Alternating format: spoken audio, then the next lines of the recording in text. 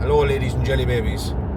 Today is Saturday the 10th of January and as you can see I'm in the car. We are on our way to the TRT clinic Tala for our bloods today. Well, my bloods. I say our because I'm in company. The wifey is with me this morning, Kalia, and she wants to remain off camera for now and remain anonymous, even though she's been identified in the last video. But anyway, we are on our way, and today is blood test day, and it's normally an express blood test anyway, so it'll come back within, if I get my bloods done today, it will be emailed back across to me by Monday morning, so it's nice and swift. And I think obviously over the Christmas or that there was probably a few delays, but it was just as well kind of we let the week die down. Technically, yes, I am in prep. I'm 15 weeks out and one day as of today. Sunday the 26th of April is when it is, so obviously today is a Saturday. 15 weeks and one day out, and we are technically on prep, but as I said, we'll be probably pulling the trigger on food, etc., and introducing our healthy vitamins and minerals, of course, as the time moves on. So as soon as we get the go ahead from the bloods, make sure everything is all good, make sure everything is intact and operating sufficiently, because a healthy body is a responsive body, guys. So just said we'd touch base on that, and we'll talk to you soon. Right guys, we are here in TRT Clinic Tala. We are back, and as I said, I'm in for the express bloods. Normally these are taken today and normally come back when about Monday? Monday, Tuesday. Yeah, Monday, Tuesday. So all will be good then Monday, Tuesday to come across by email. The lads do a great job here. Obviously my own coach Conor McGee, he recommends them all the time as well. I can't stress high enough. This is my second time dealing with the lads here, and they haven't missed a beat. Everything's been super accurate and all the metrics are in place. That's the thing as well, guys, about the difference between bloods here and the bloods that you get in a GP. You know, there's certain things that the GPs will look out for, but there's a cut-off. You know, there's a limit to the blood tests. And again, every metric here is measured and there is actually no cap on it. So whatever your actual readings are, they're your true readings. It's not a max reading that you get. So fair play to the lads here, and what's your first name again? Ryan is here. He's going to take the bloods from me, and all going well. We'll be in good shape for prep come Monday, Tuesday, and moving forward in for the next 15 weeks. Thanks guys. Good morning everybody. As you can see, it is the next day. We had a nice day out yesterday. Yesterday it was a rest day. Saturdays and Sundays are normally rest days for me. Especially getting the bloods done yesterday as well. You know, a rest day is required. But yeah, today's another rest day. I'll probably take you through a little bit more of what happens. My eyes are still a little bit half shut. I'm still a bit sleepy, I won't lie, but I slept quite well. Got to bed nice and early last night and just had a nice evening. But yeah, all is good today, and probably going to go for some steps now, fasted. All my supplementation taken. And I'm just going to absolutely have a great day again, have a great Sunday. Today is normally prep day in terms of we prep our food, we make sure everything is in check and just everything is in order. As you can see, my eyes are actually quite puffy. I look actually quite puffy today. But anyways, all is well. A little bit stuffy still up around the head and around the sinuses, but feeling better, slept really well, and it's all going towards the right direction, towards recovery. 15 weeks out today, and super excited for what's to come. Check-in yesterday was with Conor, and we had a little food decrease, around 800 calories worth of food between mainly carbohydrates and a little bit of fats. And after that, the protein just dropped through to trace protein through, calculations and dropping in oats, etc., and then we had a little bit of a drop in carbohydrates only on rest days. So all is good. It's quite manageable. Everything is still there, really in place. I have lost my bread on training days in the morning time, pre-workout meal, which is quite sad. I love my bread. Bread is probably one of my favourite carbohydrate sources.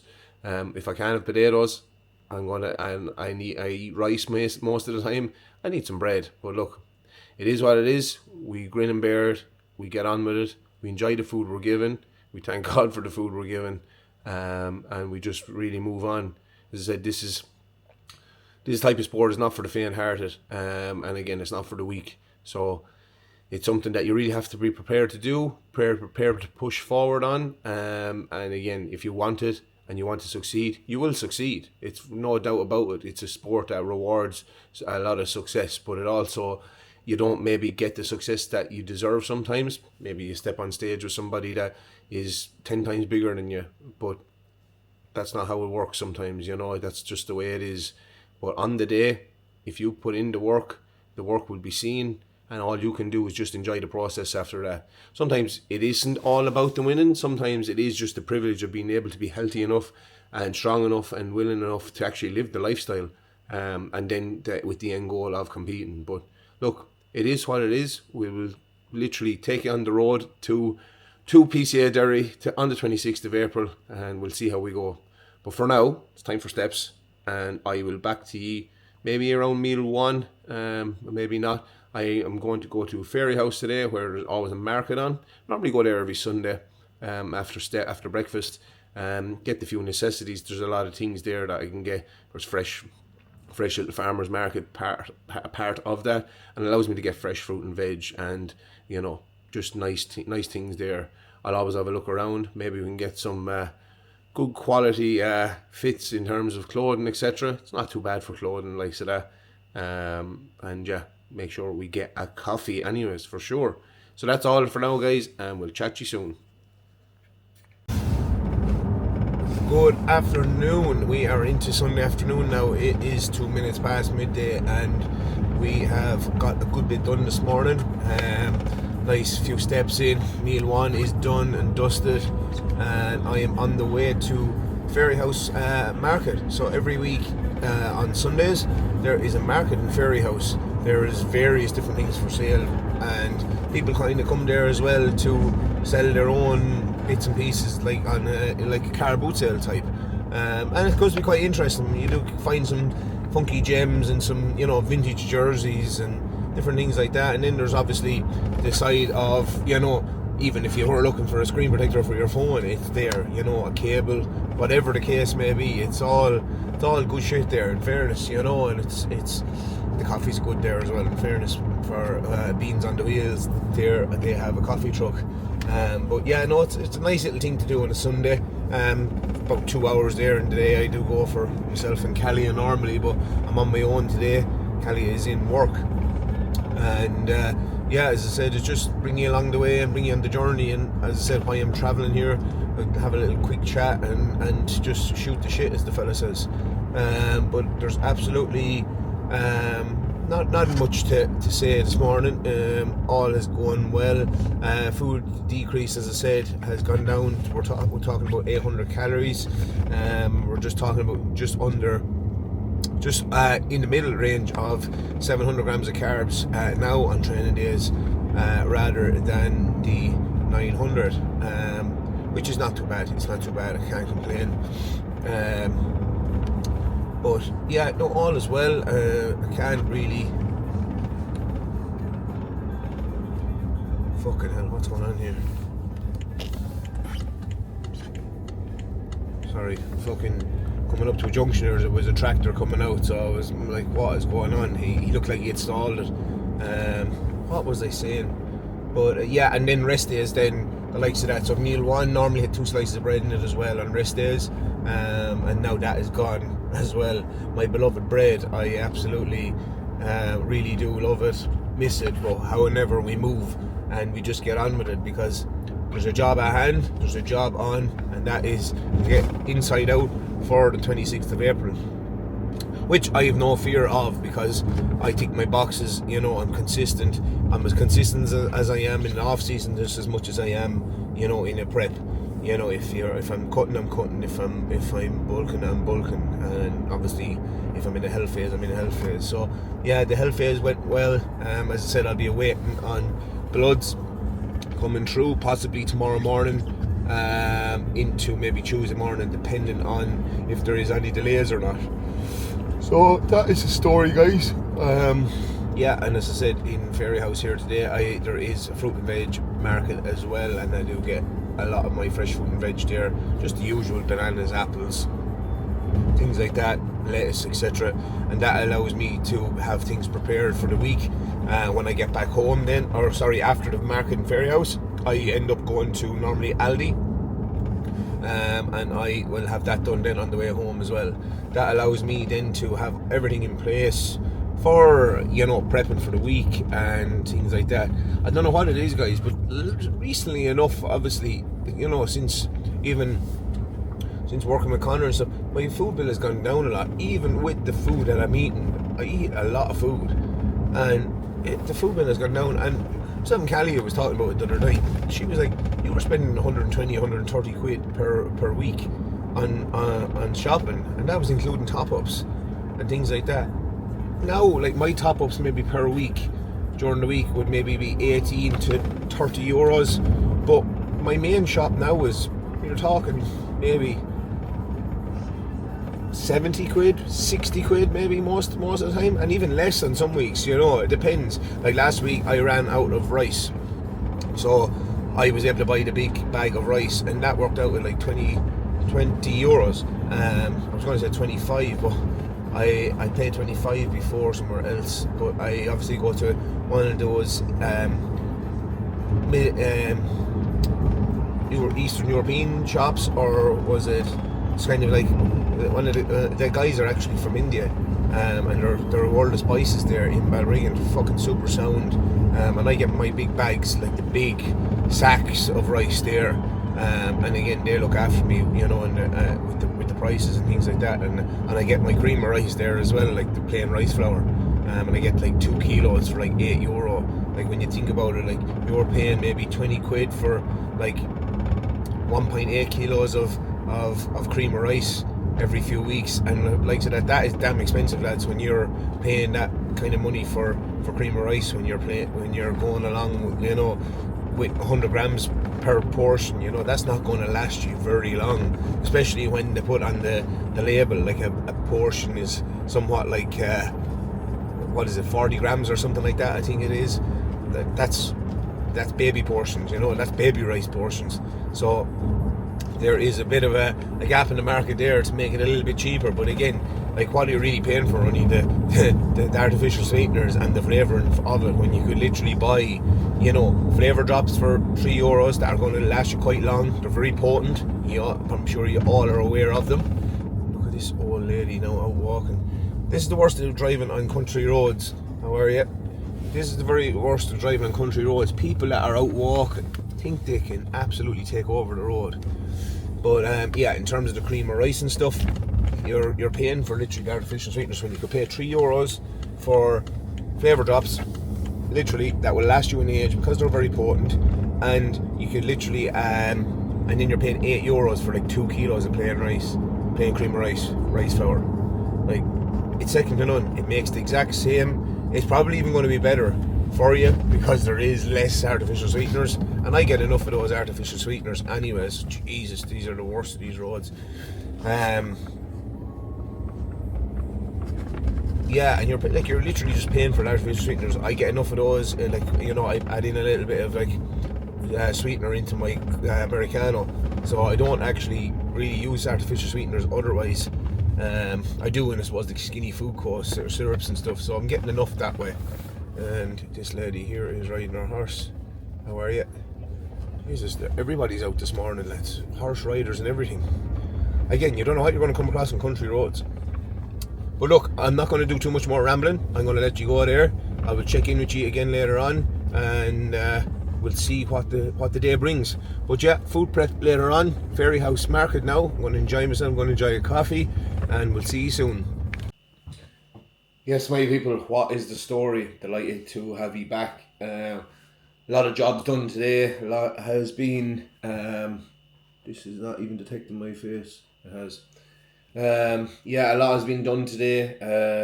Prep done, food sorted, and I'm just after finishing off meal number 3 on a rest day. So that was same as meal number 2. It's a like for like, and except for the protein portion.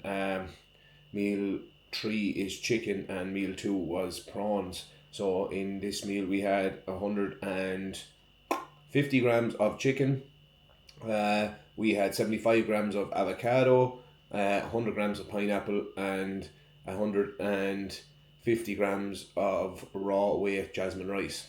So I done a little bit of a sprinkle in of a little bit of 15 ml of soy sauce rather than the tomato ketchup that I normally have on it. I love fucking ketchup, so as you know. But I suppose as well, I gave this a little purchase yesterday. We were out and about, myself and Kalia, and we went into one of those candy shops, and in the fridge was this bad boy from the US. It's only out in the US, but obviously they're able to ship it in, because it's only the 473 ml can, so it's a little bit smaller. But fuck me, it is unbelievable. It's like it is passion fruit, ultra wild passion is what it's called, 0 sugar, 10 calories per can, but it's not too unlike the Full Throttle, or if the OGs remember, it used to be Lewis Hamilton before he left for Mercedes and went to Ferrari, so they had to rebrand it. But it's not too unlike that, only instead of the nectarine like in Lewis Hamilton or the Full Throttle one, it is passion fruit is the dominant flavour, and it's real tropically as well, and it's a good 8.8 out of 10 in my opinion. Good strong flavour. I find the Lando Norris one is nice, but it's a little bit mild. But probably my number one will always be Ultra Peachy Keen. I don't care what anyone says. Forget about the white one, forget about that. And I just hate the white one. In terms of, I drink it. If someone give me a can, be like, there you are, Mike, there's a fucking free can of Monster. I drink it, I'd be so thankful. But, not my favourite. Well down there, and I think it's overrated. This is such an easy one to drink. Peachy Keen is easy to drink, but I like a strong flavoured. And some of the 0 sugar ones are quite mild. And that Ultra Fantasy Ruby Red, forget about it. So probably this passion fruit one is nice. Full Throttle, Strawberry Dreams, and Peachy Keen are probably well up there. I did have the guava one. It's nice, but no, this is my favourite US one that hasn't hit yet. And the Valentino Rossi one is unreal as well. The 0 sugar one. It's basically the same flavour as the full whack one, but obviously with the 0 sugar. But I suppose there's something that I kind of want to touch on today, and that's just kind of people and their mindset. You know, mindset's a big thing around the gym, and especially when you're going into a bodybuilding prep. I have to have my mindset in the right place. Otherwise, what am I doing? You know, going near this fucking stage or trying to prep for a stage. But I suppose I'm ready for this now. I've trained so rigidly. I've trained so hard. I don't miss a beat. I eat my meals. I do all the things that a good bodybuilder should be doing. And I fucking pride myself on that. And that's something that I go to sleep every night knowing that I've done the best job I can do today. I never go to bed at night, or I'll never get up in the morning with regrets from the previous day. Oh, did I leave a rep behind? Did I do this? You know, and people need to get their own motivation in gear. You know, if they have a goal that they want to do, whether it's a photo shoot, whether it's a prep, whether it's a high rocks event, whether it's a marathon, whatever you're doing, you need to find your identity for that. And I think that's a big thing in my opinion, that if you can find your identity, you know, like some people say, oh, I'm in the gym, I'm trying to get fit. That's not the way to think. I want you going in there, if I'm coaching you, I want you to go into that gym and I want you to act like someone, whether you believe it or not. You know, you fake it till you make it. And you should be saying to yourself, I'm someone who trains, and I'm someone who trains hard. And I'm going in here the same as that guy over there, the same as that girl over there, and I'm going to do my utmost to be like them in terms of how intense they train and how much they show up. You need to show up as the person you want to become, not the one you used to be. You know, a lot of people think that, you know, if they go in with that timid mindset, that they can get away with it. They won't. You know, it's a thing of self-respect. You don't go into the gym to punish yourself, you know, and that's what I think a lot of people realise after a while, you know, that when they do get into it and they do understand what they're doing, that they achieve that self-respect, because you're not there to just go in and hate on your body. You're there because you want to make progress and you want to get after it and you want to look after it. But also, like, you're thinking of that end goal. Like, my end goal is the 26th of April. It's as simple as that. But you need to focus on your consistency. In my opinion, to be a bodybuilder, you need to focus on just nearly almost perfection. It's different being a high rocks athlete. It's different because your diet is different, your approach is different, the way you train is different. Same with a photo shoot. Like, somebody who does a photo shoot, in my opinion, I've never done one. I'm going straight from just living a rigid lifestyle. I was shredded before, bulked up, shredded, bulked up. I never bulked up for long enough to get myself on stage, and now I feel like I'm big enough to do that first timers event and get myself on stage because I'm so excited, I'm so passionate about it that it's oozing through my veins. And I want people then to come to me and be like, Mike, I want you to coach me to that stage. I want you to get me through. Whether you're seasoned or not, I know how to do it. I know how discipline works. Callie will tell you, I am stupidly fucking driven in terms of rigid. I don't budge from what I like. I like the foods that is in my diet. She'd be like, would you not give yourself a treat or whatever? I'm saying to myself, no, I don't. Because what foods are in my diet are unbelievable. There's nobody like me in terms of that. I will say it. If I'm not happy with something, I'll say it. If I'm not happy with my diet, I'll say it. If I'm bored of something, I'll say it. I won't just wallow in misery and, because there is still one way to skin a cat, and everybody's approach is different. But I want people to come to me and feel like, oh, Mike, I hate my body. I don't want to hear that. I want the people to come and yes, we will pick up your confidence. I want people to work with me to get to them on stage, to get to their photo shoot, whatever the case may be. And if it is a photo shoot first and then a stage, and if you want to do it all in 1 year, let's go, let's do it. Like, I always find somebody that has done a photo shoot. I got sidetracked a minute ago, and this was my point. Somebody who does a photo shoot is about 2 to 3 weeks out from actual stage. There's a big difference between that photo shoot conditioning and then being on stage. Stage, you are absolutely skinless. You're dehydrated, you're low, your mood is all over the place, you're hungry. Every bit of carb, your body responds to it. You can literally taste, you can feel the carb, a crumb of a carbohydrate hit your stomach and hit your system. It just is a completely different ball game. And being that depleted, which I have been, I know, and I don't know why. Obviously, you were probably saying, why did you deplete so much if you were never stepping on stage? I wanted to get that feeling. I wanted to embrace it. And I done 11 weeks of a cut for my wedding. I shaved off 11 kilos and I was shredded, but I still wasn't stage ready. I was I was about 3 weeks out from stage with my conditioning from the day of my wedding. And that would have brought me up to 13, 14 weeks. And that didn't feel like much of a challenge because I ate big in the off seasons. I pushed food. My appetite is racing. Like, I've noticed now today, this is my first full day now on the reduced calories on a rest day. Fuck me, I'm starving, and it's a big difference. But you just need to focus on the consistency at the start with me. You don't have to break boundaries. You don't have to build through mountains. I just want you to focus on the consistencies, and you focus on them for yourself, because I can make you the best plans. I can do all those things, but all you have to do is just keep stacking those days, stacking them up, and then over time you will see yourself become more disciplined, more rigid, and you're not chasing perfection straight away. When you chase perfection straight away and you fall short, you then become demotivated and you just fall off the wagon. You're like, what's the point? So go in with a plan, don't lead with your emotions, and then you need to decide what you want to do before you enter the gym. Get yourself a plan. Don't train on your feelings, because if you train on your feelings, one, you mightn't train at all, and two, you might just do it half-assed.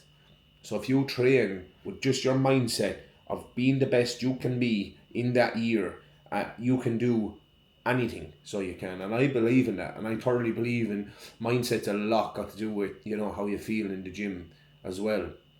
Somebody could ask me, well, how are you feeling today? They don't, because I don't know, maybe just people don't talk that much to me in the gym, because I suppose I am fairly locked in and they see that as well. But I when somebody comes up and gives me a compliment, it means so much to me, because I do put in the hard work and I do put in the graft. And what people see of me in the gym, and maybe some of you watching that are actually, you know, in the gym the same time as me, you'll see that I give it everything. I give that like it's a profession. But also you should know that behind closed doors, when I'm here and the laptop is opened, or if I'm working with the person in the gym on the floor, that I am giving them the utmost effort and attention as well, because I want to succeed, but I also want you to succeed. It's as simple as that. And that part of it is part of the process with me, is getting your mindset in gear. And, you know, just, I suppose, your scale weight as well. Some people, you know, especially early on, they get really caught up with their scales, the data, the scales, when they don't pay attention to what's actually going on in the mirror, the body recomposition, the muscle that they're after gaining, the fat they're after dropping. The weight mightn't have changed, but it might actually have, you know, formed them into a different person, you know, and they feel better for it. And like, discipline will beat motivation every time. I just said that. Motivation will come and go, and it's all about how you feel and how you're going to end up being that better person going forward, because discipline is what you get you training on the days that you don't feel like it. Discipline is what gets you saying, right, attack this set, sit into that leg press, put that heavy weight on, imagine the set, close your eyes if you have to, picture that set, open your eyes, lock in, brace, and hit that fucking set and give that everything. I don't care what happens. If you give yourself everything on that set, you have nothing to worry about. You'll get out of that set, whether you got 5 or you got 12. If you know that you've given every single rep to that set, then what more do you ask for yourself, and what more can I ask for you as your coach? Do you know? And always just remember as well why you started. Why did you start this prep? Why did you start this prep for photo shoot? Why are you training for this high rocks? What is that desire? What is that thing? Why did you start in the gym, even as a beginner?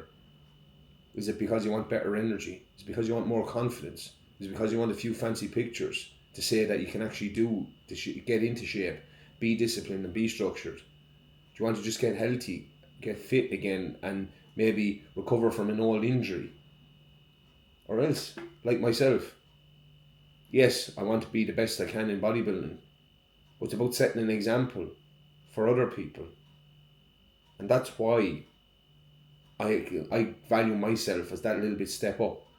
Yes, I'm an unknown. I'm here on YouTube, literally recording my 3rd video, but I put the effort in, and I will do the same for you.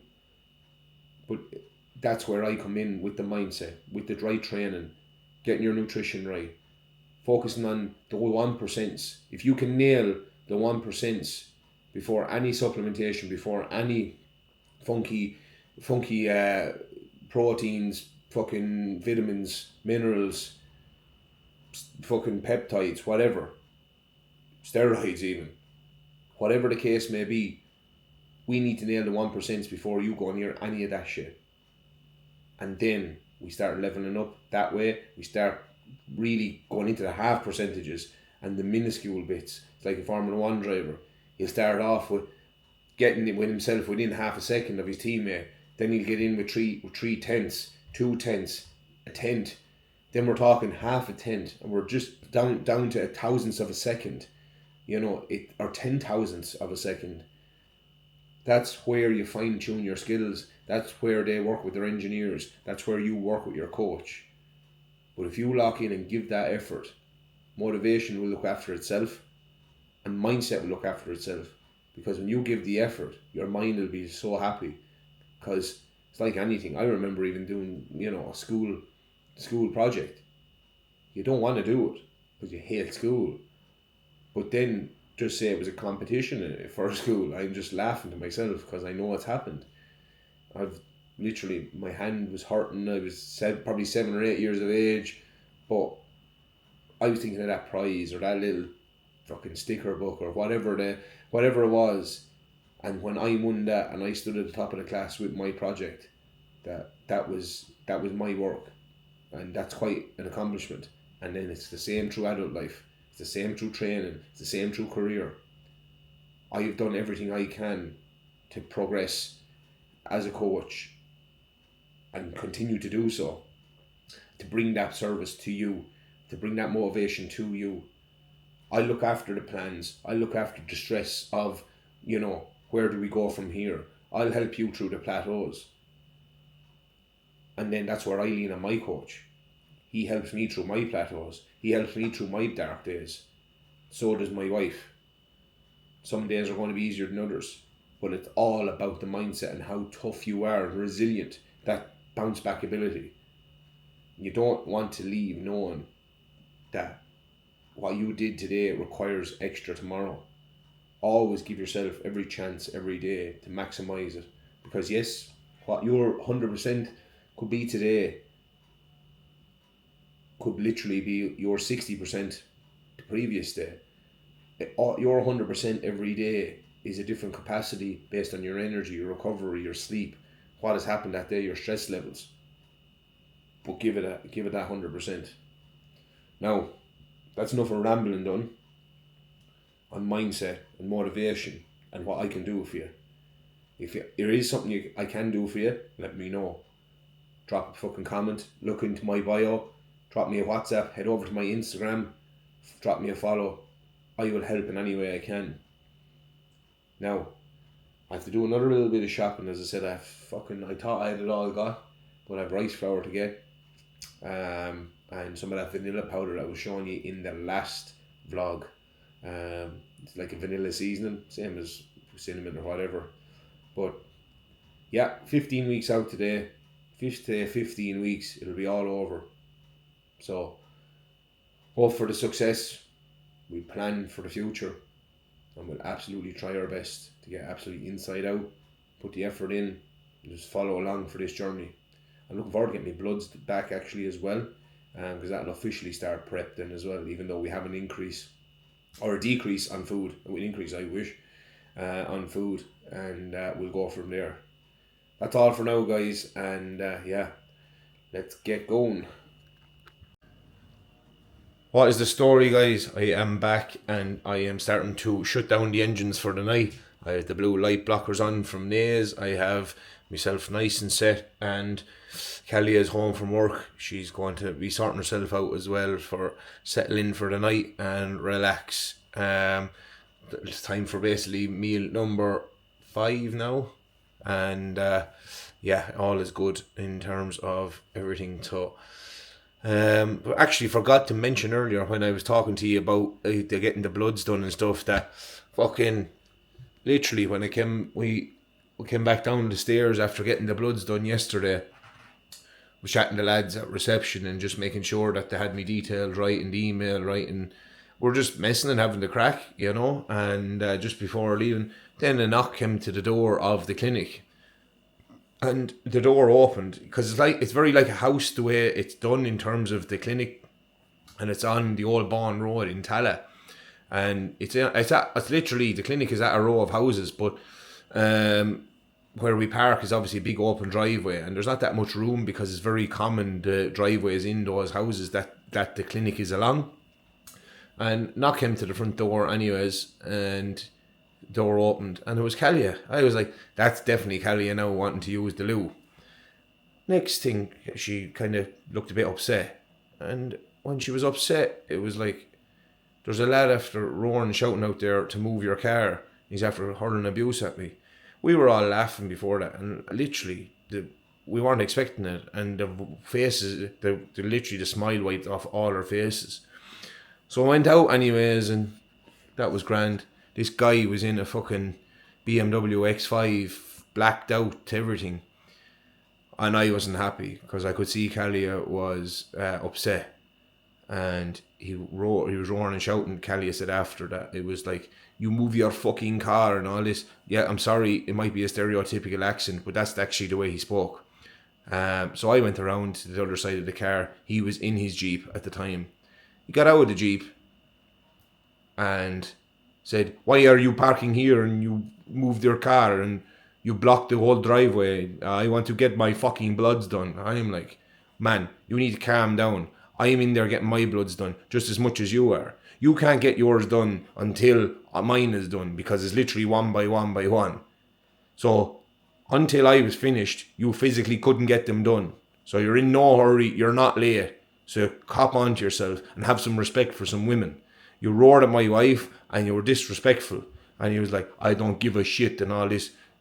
Yeah, he did. He looked Eastern European. He was definitely a bodybuilder, because he was even dressed like a bodybuilder in terms of he had the better body's attire on. He had, I think, a gas putty on him and things like that. You just knew. And he was a decent size, in fairness to him. But he absolutely fucking frightened Callie. He was beating the window seemingly, and I just ate him alive. And I was like, you have a really good prep now, you fucking prick, I said. He got into his Jeep, but he kept walking away from me. When he got out of his Jeep, he got out and he started talking to me initially, and he was like hurling abuse. And then he literally started backtracking, walking back towards his Jeep, even though he was on the same side, and he got back in. He just refused. I said, have some fucking respect. And I was shocked as well, because I didn't know. Obviously, when you're off guard like that, you don't know what to say. But that was the story there with the blood. So what a pleasant experience. But if you're watching this, my friend, just know that I hope you shit yourself on stage. But yeah, all is good otherwise. And eventually we got Callie calmed down. But again, it wasn't nice. And she's just a girl, as she says herself. She's some fucking girl. She can roar and shout when she wants to too, lad. So don't be deceived by... I did a bit when I was not scared anymore. What? I did a bit when I wasn't scared anymore. Wait, you did what? Shout at him. Yeah. So I'm just a girl. And then you shouted at me. So yeah, I bore the brunt of it then after that. But look, at least I stood up for my own Well, wife. I told Mike that he brought me to a place where there was a trend head. Yeah. So your man literally got fucking very overstimmed on trend, I'd say. And yeah, he literally took it out on a woman that he never knew, he never met in his life. And I was just googling the cost of bungalows in the area. yeah, and we're definitely not moving to Tala. That's for damn sure. So yeah, as I said, if you're watching, my friend, I hope you shit yourself on stage. So I'm going to leave it there, and just wanted to give you that little story before to end the night. But that is all for today. Nice, good day. Got the shopping done. Got the week shopping done. Got the food prepped for the week that needs to be prepped. Yeah, all is well. Callie is home from work, so all's well that ends well. Lads, have a great Saturday. Have a great Sunday. Enjoy the rest of your night. And yeah, we'll talk to you in the next vlog. Hopefully, I'll have some blood test results and we'll be right in the depths of prep.